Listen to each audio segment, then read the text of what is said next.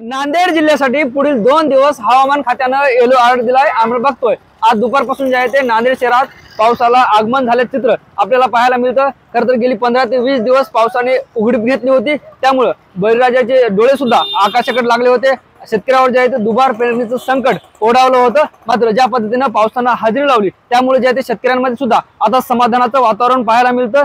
शेतकऱ्यानं मान्सूनच्या भरोश्यावर पेरण्या केल्या होत्या, मात्र पावसाने उघडीप दिल्याने शेतकऱ्यावर दुबार पेरणीचं संकट ओढावलं होतं। मात्र आता पावसानं हजेरी लावल्यामुळे या पिकाला सुद्धा तरतरी मिळणार आहे।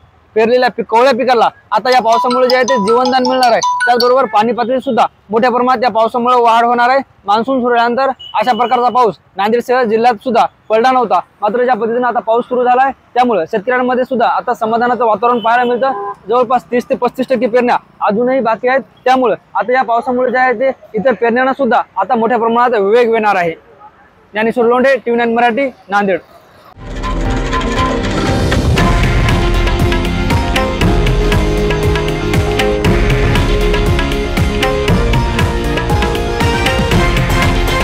हे आहे देशातील नंबर 1 न्यूज नेटवर्क आणि आपण पाहत आहात TV9 मराठी, एकमेव।